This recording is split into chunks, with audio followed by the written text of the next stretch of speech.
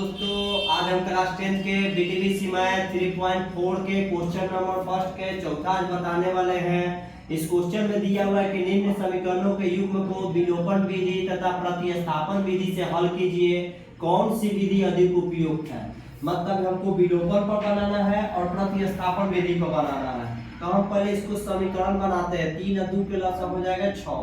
2 का पारा 3 बार पढ़ेंगे तो 3x हो जाएगा। 3 का पारा 2 बार पढ़ेंगे तो 6 हो जाएगा। 2 दूनी 4y बराबर में हो जाएगा -1। 3x प्लस 4y बराबर 6 में 1 से करेंगे तो -6। ये हो जाएगा तीसरा समीकरण, पहला समीकरण। इसको हम पहला मान लेते हैं। यहाँ पर हम आगे बढ़ेंगे तो यहाँ 1 दे देते हैं। 3 और 1 के लसागु हमको हो जाएगा 3। 1 का पारा 3 बार पढ़ेंगे तो 3 आएगा। 3 में 1 से करेंगे तो 3x y बराबर हो जाएगा 3।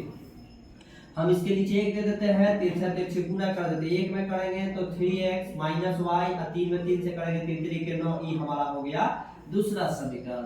अब हम क्या करते हैं कि विलोपन विधि से पहले बनाते हैं। विलोपन विधि, विलोपन विधि से हम जब बनाएंगे तो दोनों समीकरण को पहले लिखते हैं। 3x प्लस 4y बराबर -6, 3x माइनस y बराबर 9। ये हमारा हो गया माइनस प्लस माइनस। ये हमारा पहला समीकरण, दूसरा समीकरण। अब यहीं पर माइनस प्लस काहे लगा दिए, क्योंकि हमारा 3x मिल रहा था तो हम इन दोनों को काट देंगे यहीं पर। 4 कितना हो जाएगा 5y, 9 6 हो जाएगा -15, y बराबर हो जाएगा -15 बटा में 5 कट जाएगा तो ये बचेगा -3। यानी कि y के मान हमको मालूम हो गया -3। अब हम किसी में भी फर्स्ट में सेकंड में किसी में भी y के मान रख के और x का मान निकाल लेंगे तो लिखेंगे समीकरण 2 में y का मान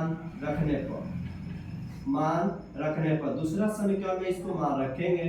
3x माइनस y बराबर 9, 3x -3 है तो -3 देंगे बराबर 9। ये हो जाएगा 3x माइनस प्लस 3 बराबर 9। 3x ये प्लस से इस साइड जाएगा तो ये माइनस में हो जाएगा। यहाँ पर हम चिन्ह 3x 9 में से 3 घटा 6 बचेगा। x बराबर 6/3 यानी कि काट देंगे तो हमारा x के मान आ गया 2।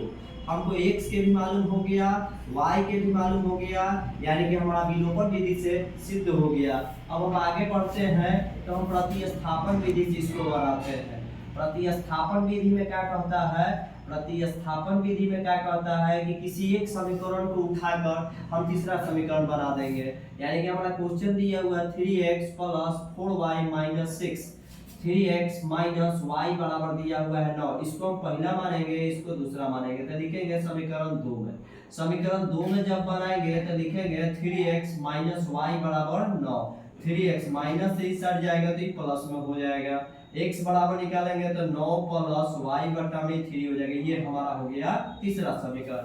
अब हम देखेंगे कि हम दूसरा उठाएं तो हम फर्स्ट में रखेंगे। फर्स्ट में लिखेंगे समीकरण 1 में x का मान रखने पर। समीकरण 1 में रखेंगे क्योंकि हम 2 उठाए हैं। अगर 2 उठाएंगे तो 1 में रखेंगे, 1 उठाएंगे तो 2 में रखेंगे।